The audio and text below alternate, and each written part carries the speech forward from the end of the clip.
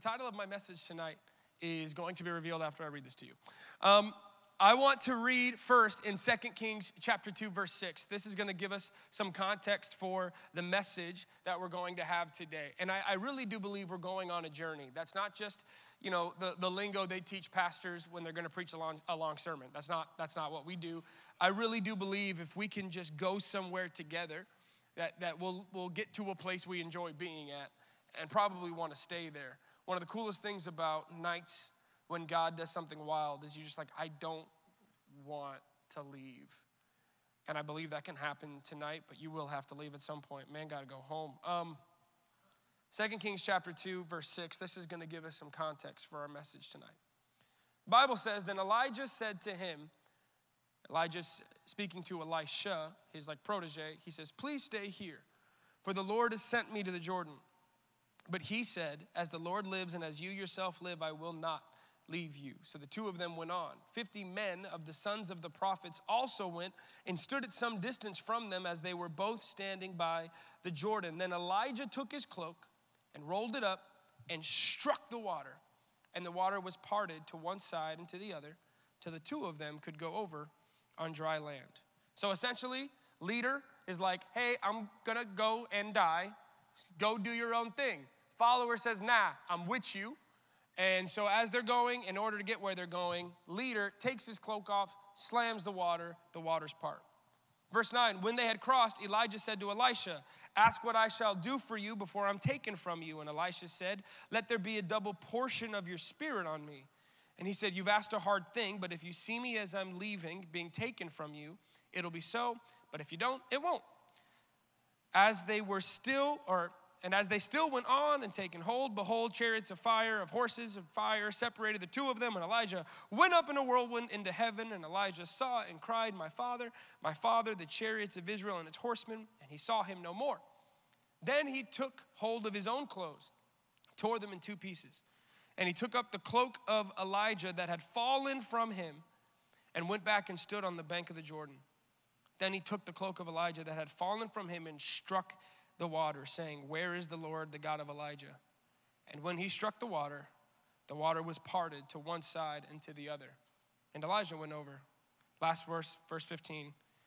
Now when the sons of the prophets who were at Jericho saw him opposite them, they said, the spirit of Elijah rests on Elisha. It's this beautiful picture of a leader doing something.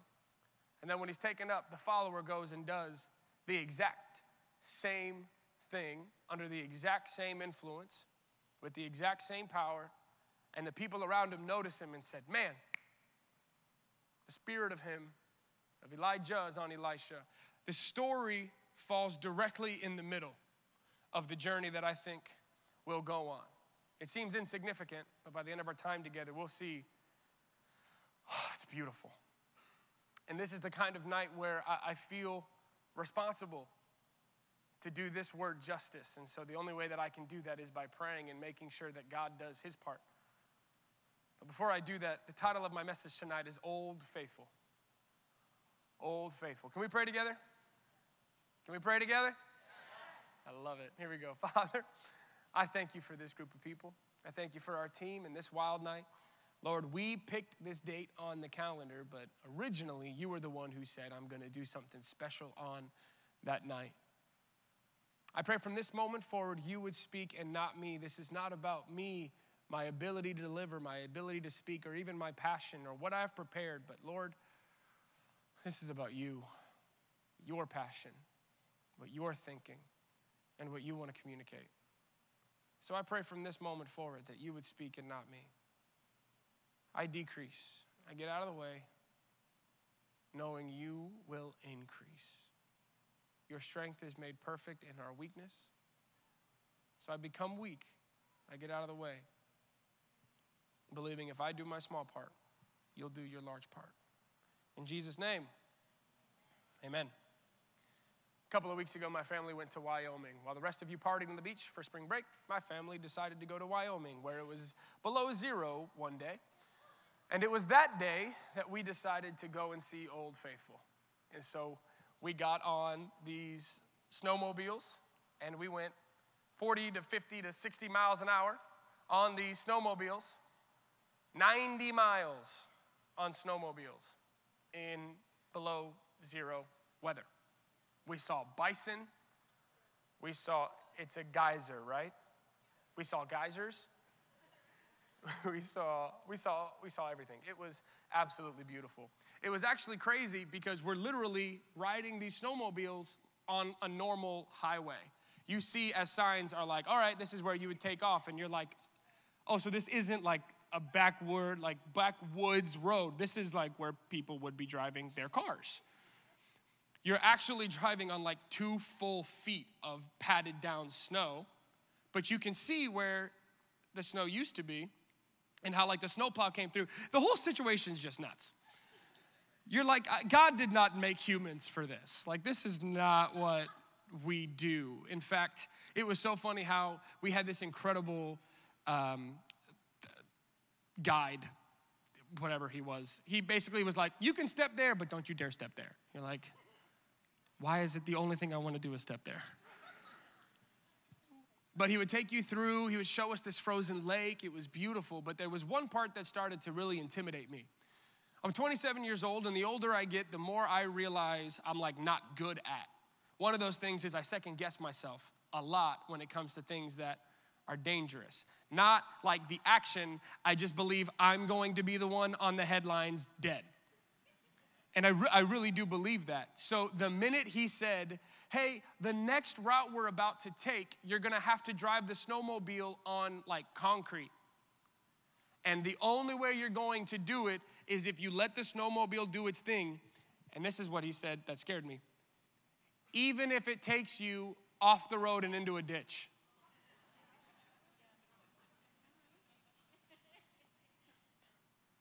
I'm not good at math, but I like to weigh out my options. And I'm like, we could just stay here. There's bison, geyser. This is nice.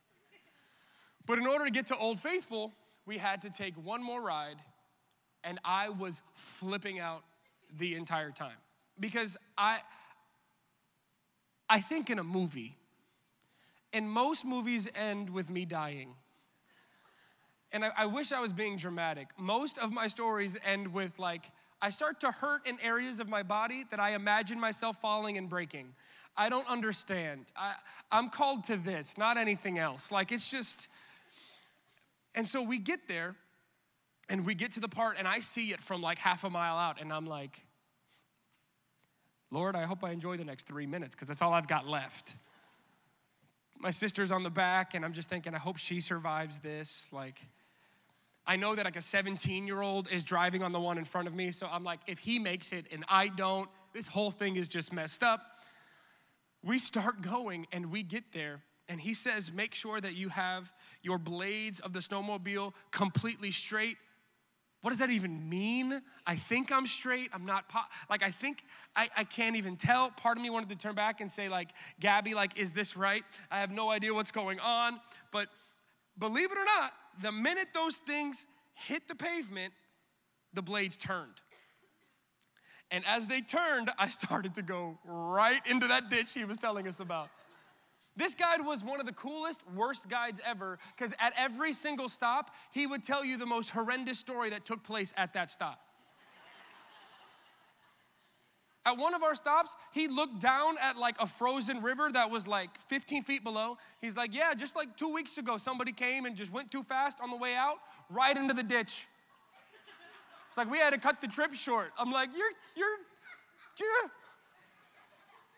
speak life, my friend. Like, so I'm literally imagining myself, I'm thinking I'm gonna die or live amongst the bison. But when these things turn to the left, I'm thinking this is the end of life as I know it. I better call Michael and ask him to preach every week. And right as we started to get to the part where there was snow again, believe it or not, right as we started to get there, I'm talking like the snow was right there. I was halfway into the side of the road, and at the last possible second, we touched the snow, they locked back in, and we were good to go. Now I was so confident, I'm like, let's go up the ramp. I'm driving this back home on the turnpike, don't care. Watch me.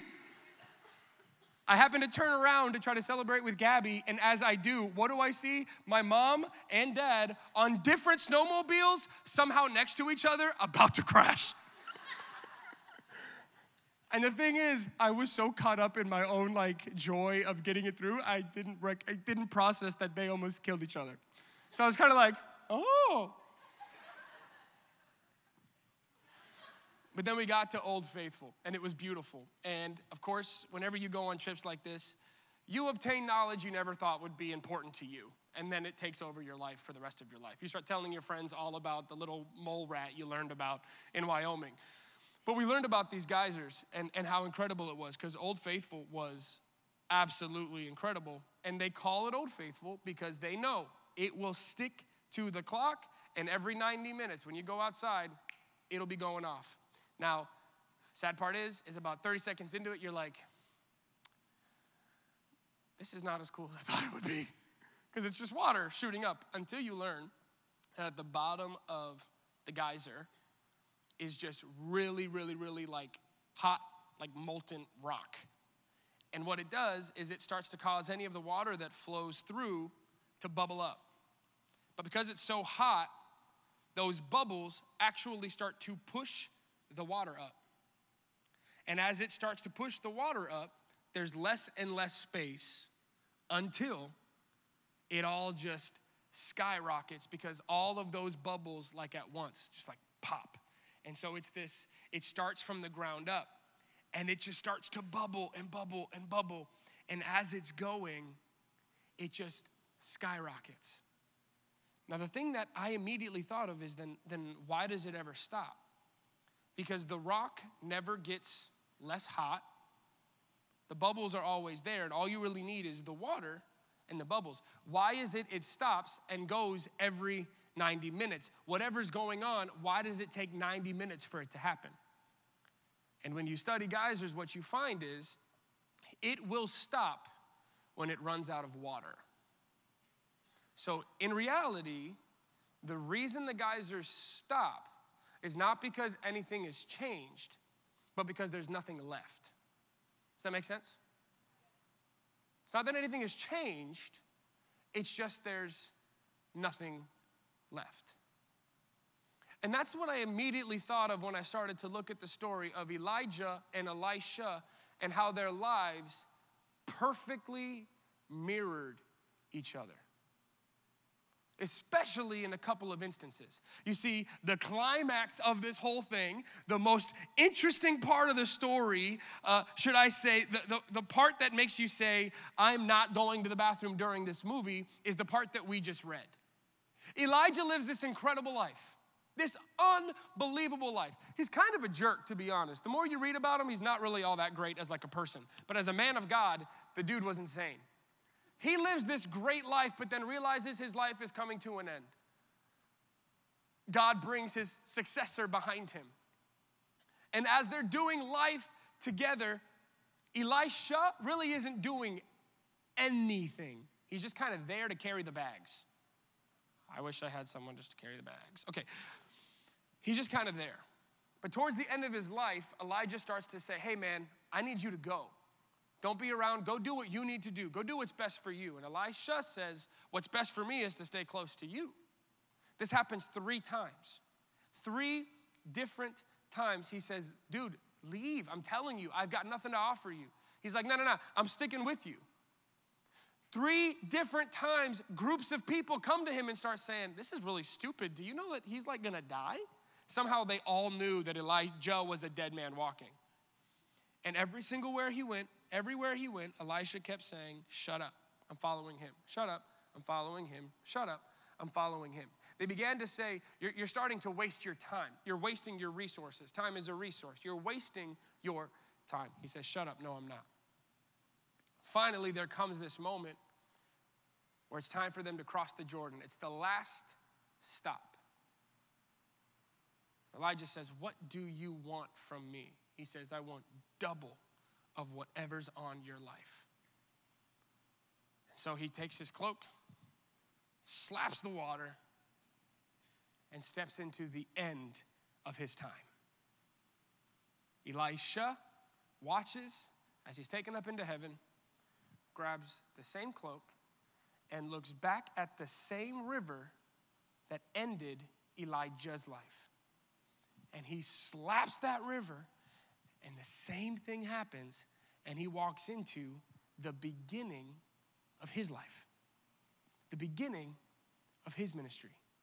These stories match each other perfectly. But the only reason that ever happened like that was because one person decided to continue to be faithful even when the leader said it doesn't make sense to be faithful right now. Doesn't make sense to keep giving. Doesn't make sense to keep going to that church. It does not make sense to keep being pure. It does not make sense to keep tithing. It was only after a long history of saying, I don't care what makes sense, I'm not going anywhere, I'm gonna keep showing up. 3 times. Now, the way that these stories even model each other even more is that there's a moment where they're walking alone, and as they're walking alone, a widow walks up to them. And they have this little exchange, and the woman is basically saying, I'm gonna die. In fact, the very first time it happens to Elijah in 1 Kings chapter 17. And I wanna read it for you. It's gonna take some time, but we're gonna do it. Verse 8 of chapter 17 of 1 Kings. The Bible says this: the word of the Lord came to him, being Elijah, arise, go to Zarephath, which is that new store next to Zara, which belongs to Zidon, and dwell there. Behold, I have commanded a widow there to feed you. So he arose and went to Zara, and when he came to the gate of the city, behold, there was no clothes that fit a straight man. And there was, what? So sorry. And when he came to the gate of the city, behold, a widow was there gathering sticks. And he called to her and said, bring me a little water in a vessel that I may drink. And as she was going to bring it, he called to her and said, bring me a morsel of bread in your hand. And she said, as the Lord your God lives, I have nothing baked, only a handful of flour in a jar and a little oil in a jug. And now I'm gathering in a couple of sticks that I may go in and prepare for myself and my son, and then we're gonna die.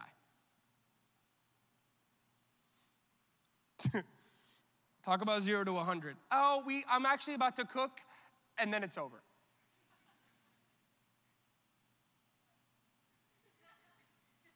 I got one more meal in me, and then it's night-night forever. And Elijah said to her, don't worry about it. Go do what you've said, but make me a little cake of it and bring it to me, and afterward, make something for your son. Now, can we just talk about this for a moment? Because I think this so perfectly sums up most of our lives right now. There is somebody telling you to give something you don't think you have. There is a God calling on you to provide more than you think you have. He's saying there's an after, but you've looked at everything in your life and you're like, there is no after. I would have taken this as an absolute direct slap in the face if I was this woman. She tells him, this is the way it's going to work. Sticks, meal, death. There's no after. There is nothing after. How many times in our lives, if we recognize in a church environment or even on our own that God has said the romantic relationship we're in is not for you and it's time to end it, we get to the place where we don't because we believe there is nothing after ending that relationship. Let's just be honest. There's nothing after that. Last week we talked about giving. So many people say I can't afford to give. What they're actually saying is they believe there is nothing after giving in this current context. There's nothing. I'm gonna die. It's really not that serious, but that's what people say. I can't afford to do that. Do you recognize how serious we take bad news sometimes in the first quarter of our life? I love, now that I'm getting older, I love when young people are like, I just don't know. I gotta change my major. I don't know what's going on. I'm 21 and I don't know what I want to do with my life. That's like saying you don't know the end of the movie when you're still in the previews. It's like, duh. But we have this mindset, if we don't have the right job by now, there's nothing after that. And we get to this place where our vision is so limited that we can't see after. So being obedient? How am I supposed to be obedient when there's already nothing after? I didn't think I'd be single until now. I don't know what comes after this. Nothing. Roll credits. I'm out. I don't know what I'm called to. I'm going through a mental battle. It's clear the enemy's coming at me. And we treat it like there's nothing after that. This woman's like, I'm going to gather sticks. I'm going to cook, die. X on my eyes. And the man of God steps in and goes, okay, go do your thing. But before that, bring me something. Bring me everything you got. No, you see, there's nothing after. But the man of God is like, no. There is more after. Do what I've told you to do. And so she does. In verse 13, he said to her, don't fear.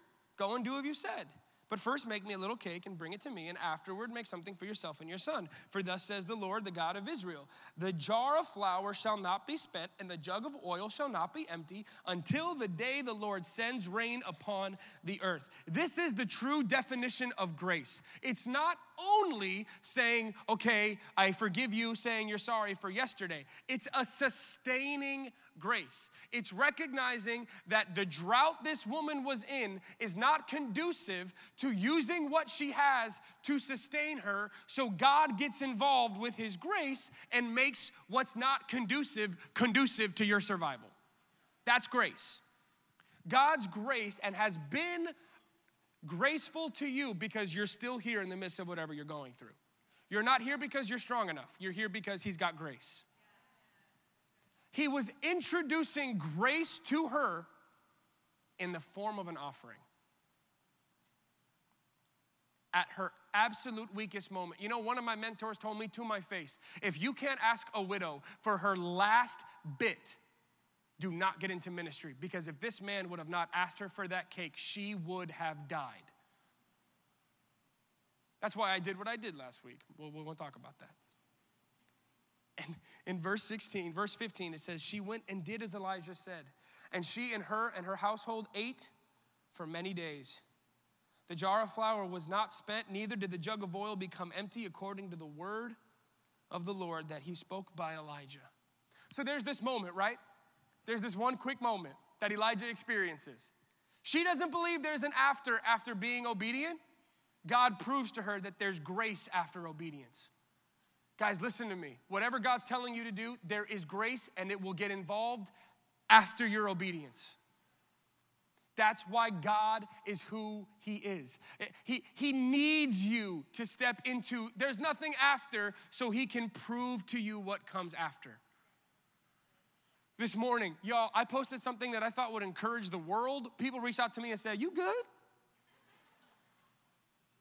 But I posted that I have to believe deep down within me that whatever's coming against me, God is using to usher me in to everything I've ever prayed for. I recognize that there are times, dark times, things that come against you. The response to that is, I'm sorry, it's an offering, which I don't just mean giving. I'm talking about obedience. I'm talking about bringing to the table whatever God asked you to bring. And that might be removing something from the table. But the next part of the story is interesting, and it happens in this order. And the same thing happens to Elisha. Look at verse 17 of the exact same story.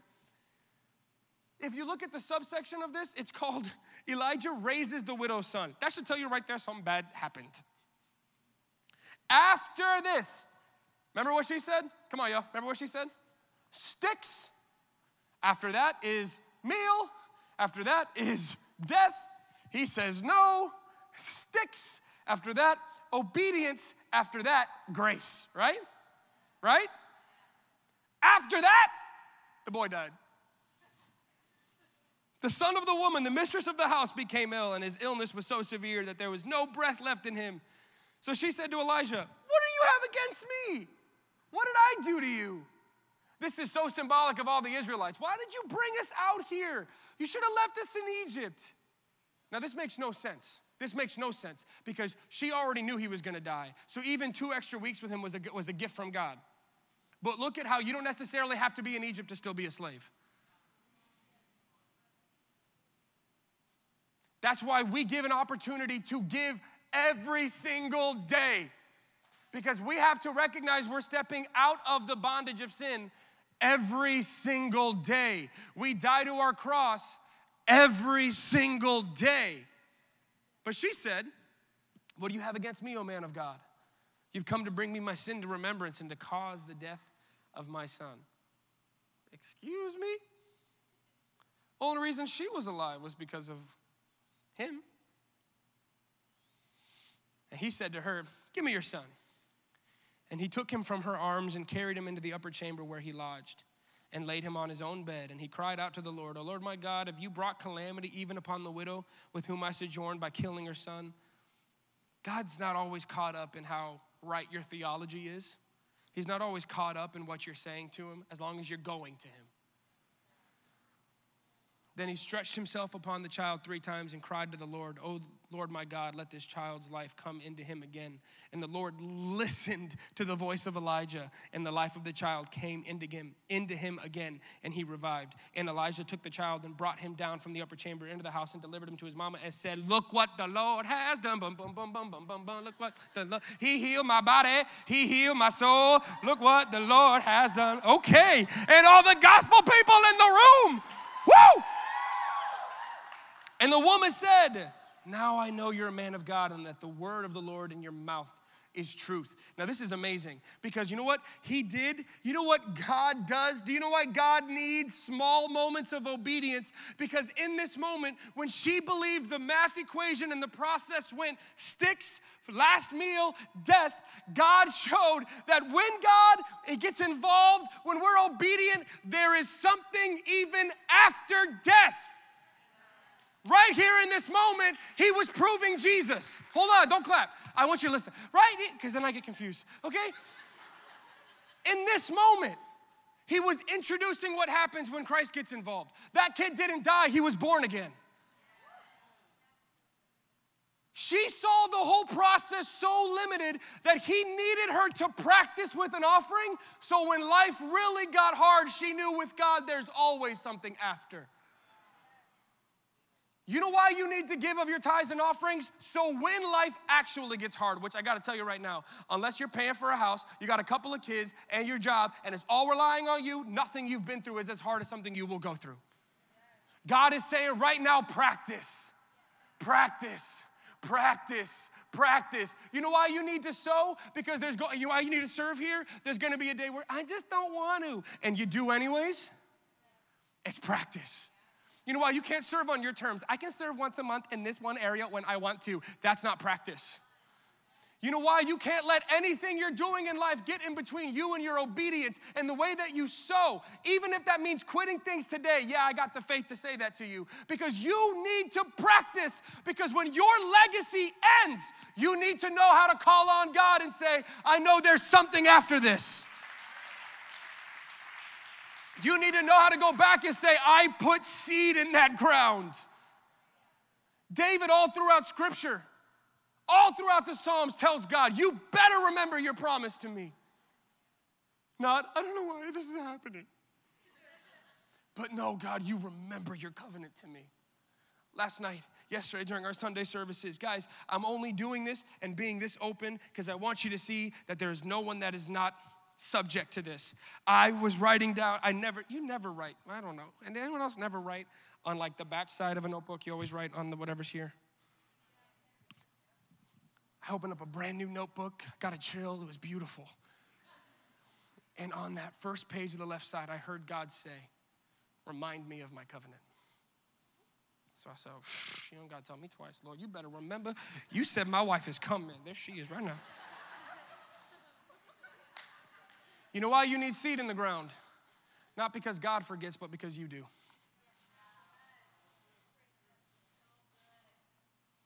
And God says, remind me while simultaneously reminding yourself. God was okay that this woman, her theology was jacked up. You came here to kill me. God's cool with that. Because our life with faith is a marathon, not a sprint. Not obedience, but faith. Obedience is a sprint. You must win every time. But faith, understanding, fully getting it, is something that's actually, genuinely impossible for every human being to ever walk the planet. Paul says, we see through a veil. We can't even see it all. Now, this is so great. This is so perfect. And this is kind of like the longest introduction to anything I've ever wanted to say. But do you know that Elisha went through the exact same scenario? On this side of the Jordan, Elijah, before he smacked that Jordan, on this side, widow, give an offering as a sign of your obedience. And when your boy dies, remember your covenant. Remember that. You're going to practice through your obedience. You're going to practice through your offering. Let's not only make that financial, y'all. Let's recognize whatever you offer to God. I told you that corny story last week of the guy who's like, Jesus, you could have the first bedroom. Okay, you could have the living room. Okay, you could have it all. When you start to open more and more doors of your heart to God saying, you could have it all, that does act as an offering. Doesn't mean you say, oh, I gave God my relationship. I don't need to tithe.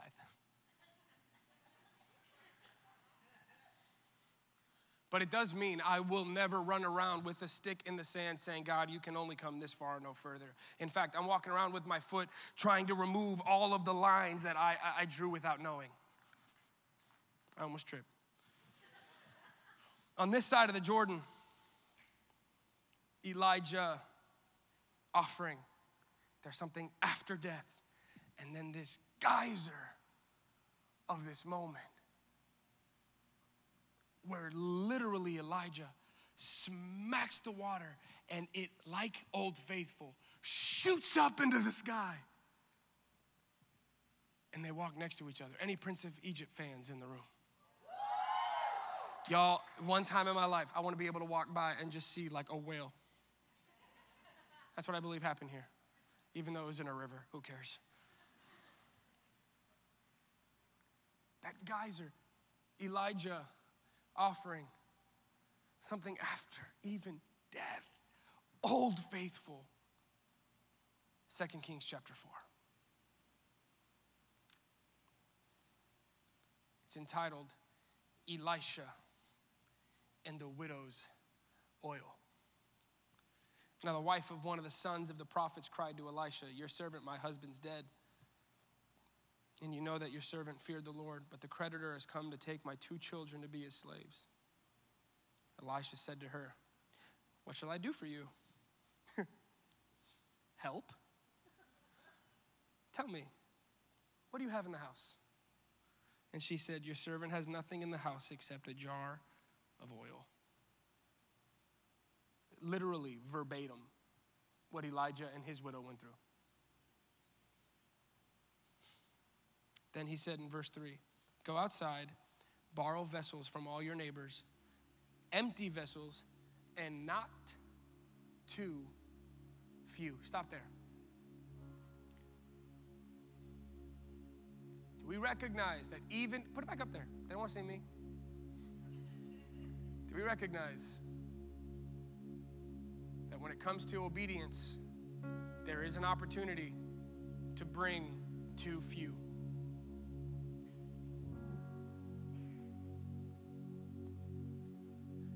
In our side of things, there is a way for what we're experiencing to be because we didn't bring enough to the table. Do you know why Old Faithful doesn't shoot up 24/7? It's because the water runs out. And then it comes back, and then it runs out again. So he's like, here's your part in your obedience. Bring a bunch of empty containers, empty vessels, but make sure you don't bring too few. Y'all, make sure you don't dream too small. Make sure you don't say, if it's not the person I'm dating, well then who is it? Make sure you don't dream so small.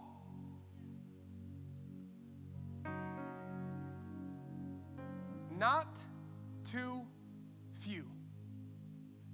Move on to the next verse.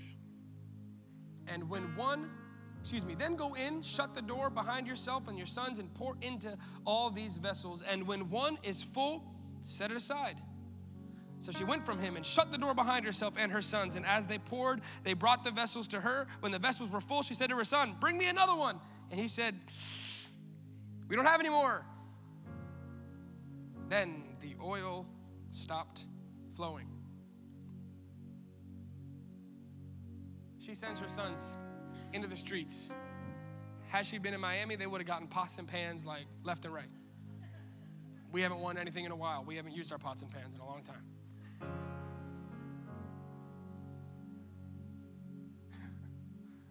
Wade hits a game winner against the Warriors, and we had a celebration. You see, this was what's so funny. I'm going to get there. I'm going to get there. Stay where you're at, Chris.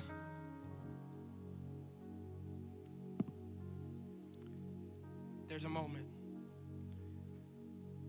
You're about to lose everything. So bring an offering. Don't dream too small.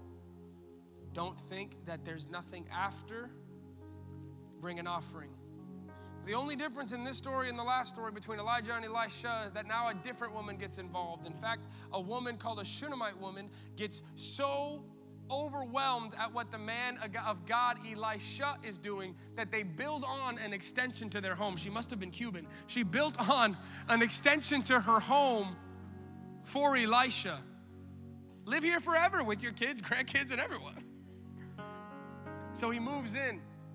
She made room for the man of God before she needed him. And in verse 18, this subsection is called Elisha raises the Shunammite son. When the child had grown, he went out one day to his father among the reapers, and he said to his father, oh, my head. This rock music's too loud. And the father said to his servant, take him to his mom. And when he had lifted him and brought him to his mother, the child sat on her lap till noon, and then he died. This mother was holding her son and watched him die in her arms.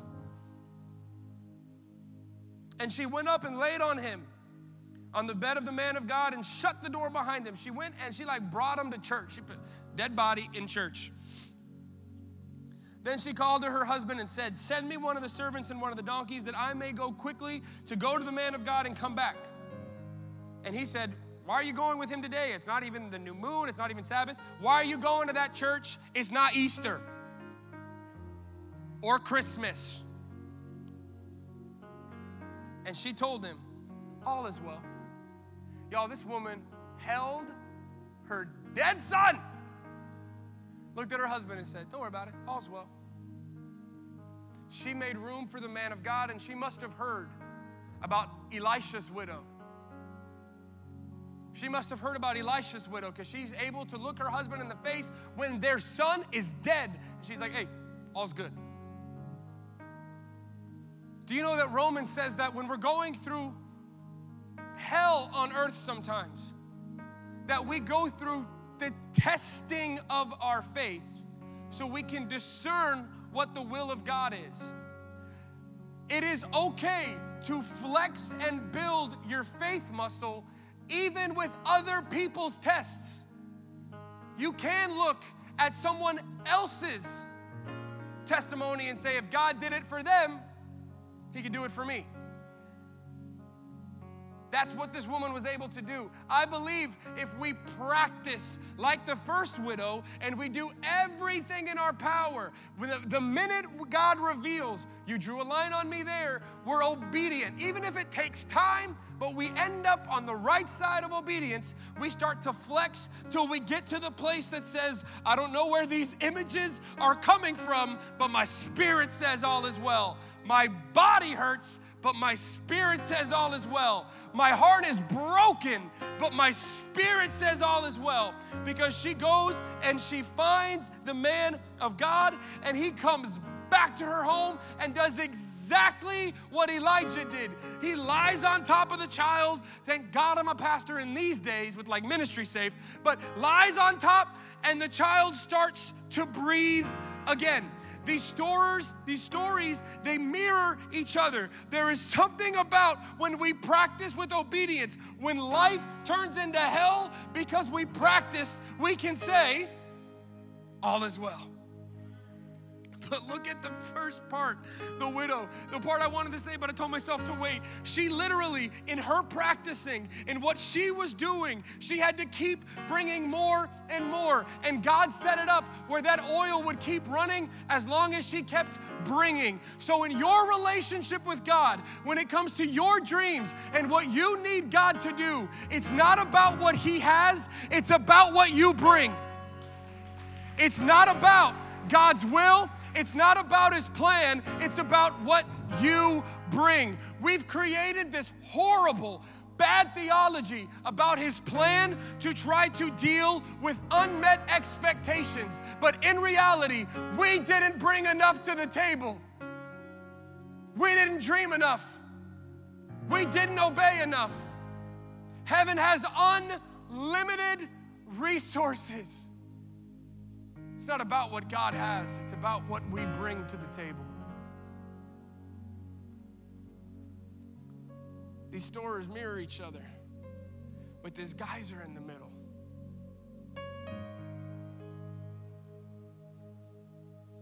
Because the geyser only runs out because the water ran out.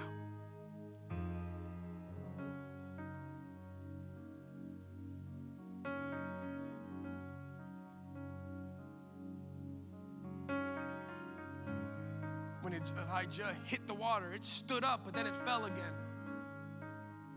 And Elisha knew to go hit it again, to bring more to the table, to do it again. Y'all, something wild happens when God's church, when Christians start to realize that when it comes to what we want God to do, it is less about what He has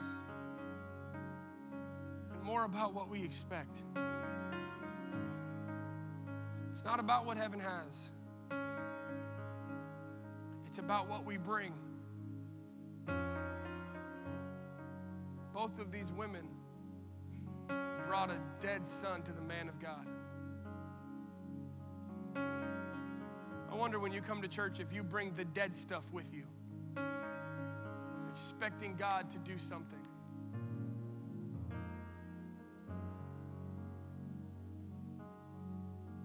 I wonder if we bring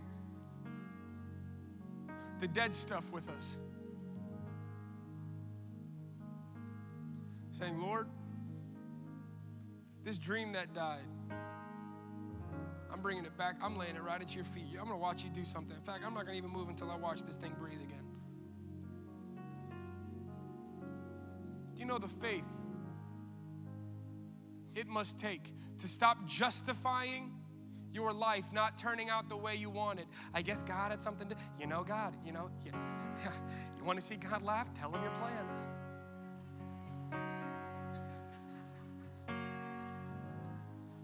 I wish we could start a phrase that said, you want to see God get to work? Tell Him your plans. You want to see the Ephesians 3:20 of God, the exceedingly abundantly above all you could ever ask or imagine, God? Bring Him your plans. And even get to the place where you say, Lord, if my plans aren't big enough, expand them now. You see, prayers like, Lord, I know I'm not in the right relationship, but I pray that you would change their heart. That is the smallest faith I've ever heard of. You are putting God in a box and asking Him to do one thing. But when you say, you said in principle, it ain't right. So I'm moving on and I'm looking at an ocean saying, one better fish is gonna jump at some point. That's faith. Once you're married, no. Make it work. No matter what, make it work. You ain't gotta go to work, but you gotta make it work. But I'm telling you right now, if there's not a ring on your finger, you don't owe that person anything. And if God is saying, get out, you better tonight make one phone call, and that is, I'm out. If you're not in the right environment, if you don't have the right friends, the first thing you're doing when you leave is, I'm out. God doesn't have to speak to you to get yourself out of something that doesn't deserve you. I don't know what I deserve. You don't know him. Get to know him, you'll know what you deserve, which is everything.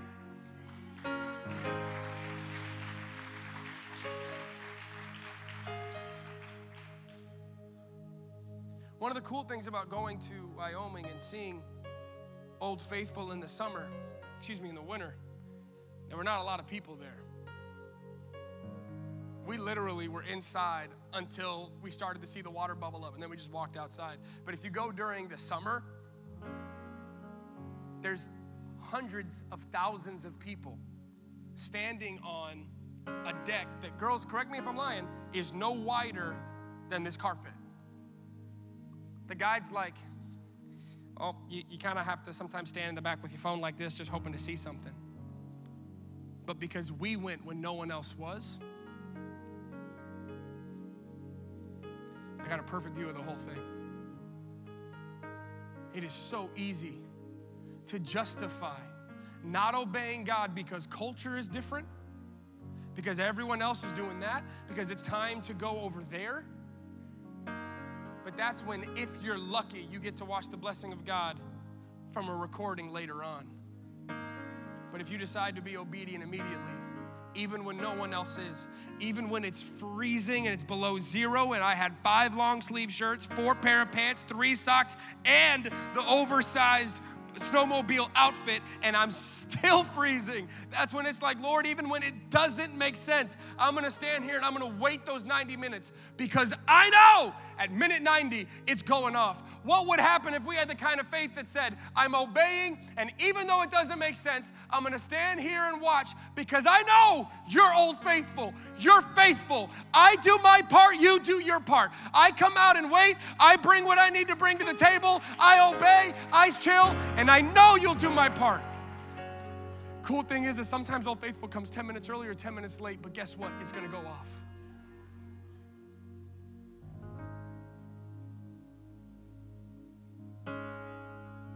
I really had this picture because I had read 2 Kings before. So when I was back in 1 Kings reading of Elijah, I said, this is the same thing Elisha did.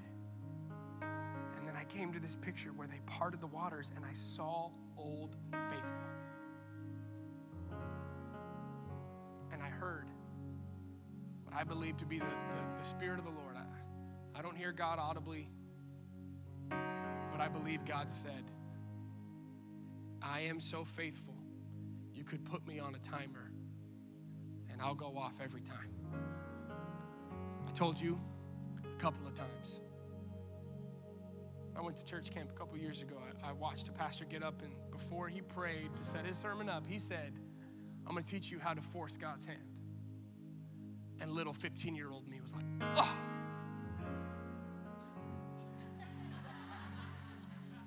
Bring this guy down. Me and Gio, we gonna fight this man. When he came out of that prayer, he said, you ready to know how to force God's hand? Do your part. Do your part. The only time God won't do his part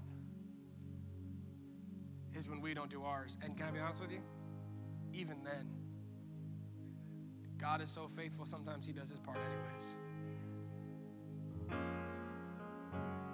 You want to see something wild, y'all? Bring more to the table. Come to church more. Start tithing. Start serving. If you're already a part of another church, commit to that church. Don't leave it. Walk into your pastor's door. I don't care how small. I'm here. Tell me what you need. Aren't you busy? Yeah, but I heard about this other church where there's literally a guy named Danny Fernandez who was working until 6:30, left work. What time did you wake up to go to work this morning? 6 a.m. About to get married in 3 weeks. The Lord is good. 2 weeks, 3, one of those. About to buy a home. Had every reason to say, I'll just come to church and sit. The minute the man walked in the door, he was already on call. He was serving. I heard about this girl, Sabrina, who's like the FIU president of like all of it. And come on, y'all. Hoop and holla for God. Let me tell a story first.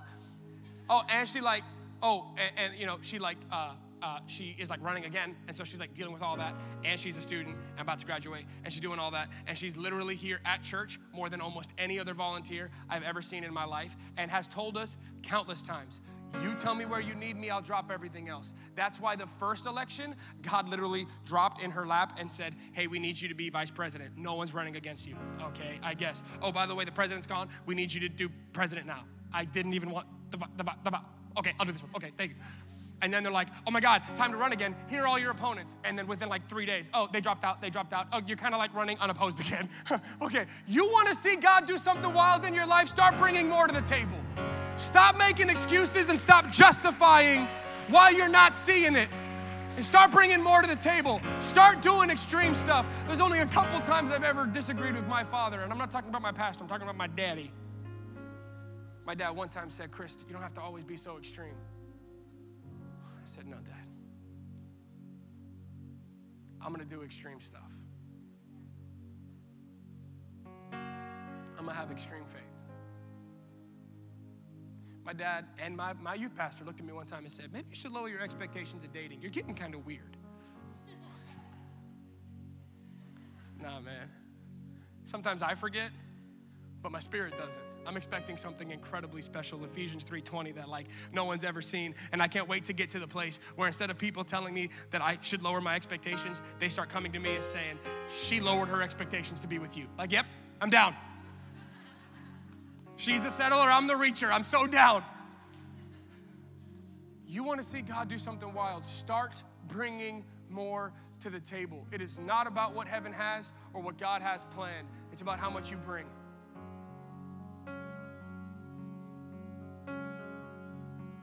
It's not about what God has. And I'm not speaking theology. God has a plan. When he says it is done, it is done. Our steps are ordered. They're in order. There's really no way to fall out of that. There is a perfect will, a good enough will. But here's what I know about God.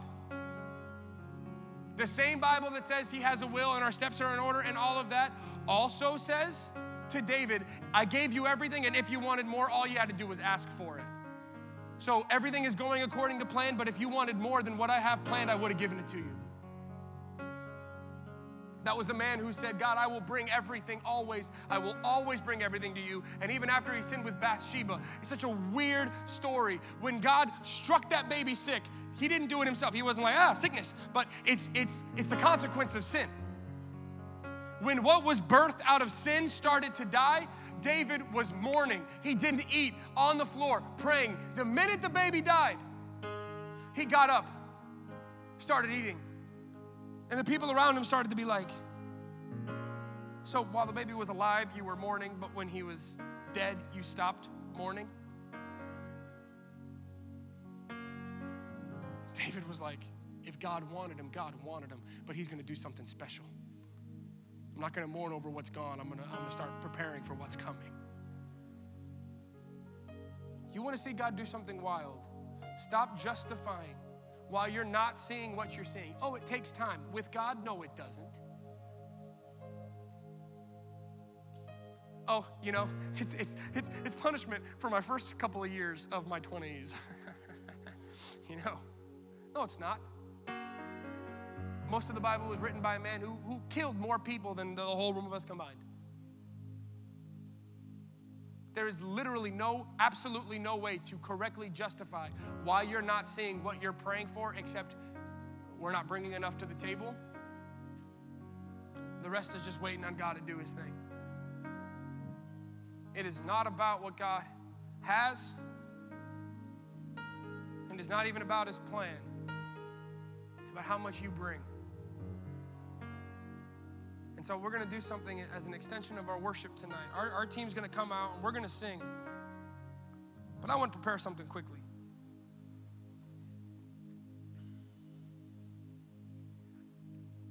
Do you know that our offering is an extension of our worship? Tithes and offerings with your money is an extension of your worship. And if anything in your head popped up, here we go about money, you missed everything. This is how we practice. How could we ever say, God, have everything except my money? God got 100% to you. All he's asking is to get 10% through you. Can't do that? This is an extension of our worship. Now here's what I know. Whenever men and women in the Bible had a moment they wanted to remember, they built an altar for remembrance. They put something in the ground so every time they passed it, they remembered it. Do you know why you need to get baptized? So every time you walk through the doors of that church and you see that fountain out there, you can remember what died and how it has no hold on you anymore. But I'm just speaking as a person, not as a pastor right now. Some of the most life-altering, life-changing moments in my life came when I, outside of my tithes, looked at what I had and said, Lord, how much do you want? And every time I did that, there was a number. Not a number I was always comfortable with, but there was something that God was saying, bring this. Bring this to the table. Every time I did, God did something special. The car I have now came as a result of an offering seed I put in the ground. There have been moments where I went to other churches through conferences in New York and looked at men 15 years my senior saying, Lord, I want, like Elisha, I want you to do in me what you did in him. And I heard God say, then sow in the seed. This is the seed that produced that leader, sow into the seed. I said, okay. I struggle with this, but I'm telling you right now, you want to see something wild, sow an offering tonight. Sow an offering tonight. As we worship, pray about it. If God doesn't give you a number, don't do it. Do not give out of compulsion or because you don't want to be seen not giving. Don't give because the guy up here is convincing. Give because the Holy Spirit is convincing. But I'm telling you, this kind of message, to bring more and more and more of your heart, more of your dreams, more of what died in the past, bringing more. If you want to be reminded, if you want to put seed in the ground to always get a harvest in this type of message. When we come back in about 5 minutes, give. It ain't about the amount. A widow gave a mite and she outgave every millionaire in the room because it was what God put in her heart. Give tonight. Why don't you even on that envelope or whatever it is, write something on it. Something, some dead dream saying, no, it's coming back. It's an extension of our worship. I'd be a bad leader if I didn't mention it. But I hope, more than hearing me tonight, you heard the Holy Spirit. It's not about his plan or what he has. It's about what you bring to the table. Is Jericho not falling yet? Keep walking around it. Get up and walk again. One more story. As Elisha was about to die, a king who was about to go into the army, about to go into battle, came and said, will we win the battle? Elisha said, take this bow and arrow and shoot one out of the window. So he did. And he said, God is going to deliver you. Then he said, now take the rest of the arrows and smack them on the ground as many times as you can. And the king did it 3 times. 1, 2, 3. And when he looked up, the man of God said, you should have pounded 5, 6, 7 times as a sign of how often God would come and deliver you. But because you did 3, because you stopped at 3, God will deliver you 3 times from the hand of this king. And guess what? The next couple of stories are the first time God delivers him, the second time God delivers him, the third time God delivers him, the 4th time, it's over. This is not about how good of a warrior you are. It's about how many times you're willing to smack the ground. how many times you're willing to ask God again, to get up and do it again. It is not about what heaven has. It's about what you bring. Father God, I just pray for every person in the room that as we sing, you would make this word much more than words. And as we worship, you would confirm this word. If it's not for them, it's not for them. But if it is, I pray that your spirit would grip theirs. That as we sing this song, that we'll see you do it again. Lord, I pray that you would sing it right back. Let me see you do it again. Let me see you worship again. Let me see you ask me again. Let me see you extend your hands in worship again. Let me see you try again. Let me see you act again.